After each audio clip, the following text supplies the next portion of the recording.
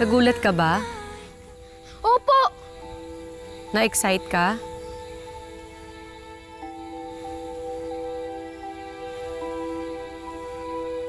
Hindi po! Natakot ka ba? Sobra po! Di ba sabi ko sa'yo huwag kang matakot? Ayaw mo ba akong maging kaibigan katulad sa libro? Gusto naman po kita maging kaibigan pero... Basta huwag kang maingay.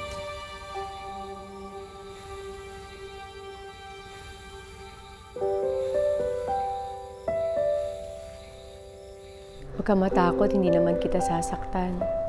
Kamukhang-kamukha niyo po talaga si Mami, no? Pero may magic. Alien ka po ba talaga? Nasira yung pad ko. Kaya napunta ako sa puntod. Ah, kayo po yung nakasira ng tomb ni Mami, no? Doon ako bumagsak. Kailangan ko magpalit ng anyo para hindi ako kumalat sa hangin. Dahil isa akong life force. Kailangan ko ding magbago ng anyo para mabuhay ako dito sa mundo nyo. Kaya hinawakan ko ang litrato ng mami mo. Kaya naging kamukha ko siya. Wow! Ibig sabihin po ba nun, kahit hawakan niyo po yung picture ko, edi maging magkamukha po tayo, no? Parang twins?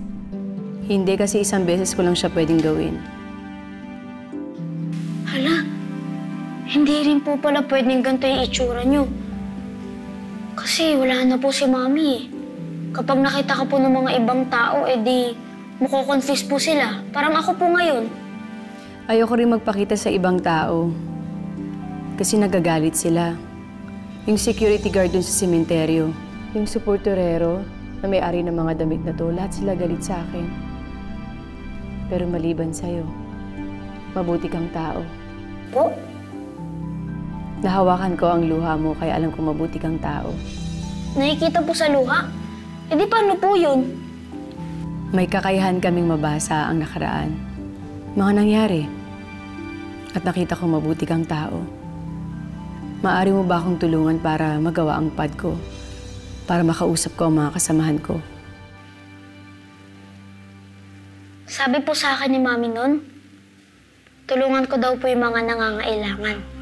Kaya sige po, tutulungan po kita.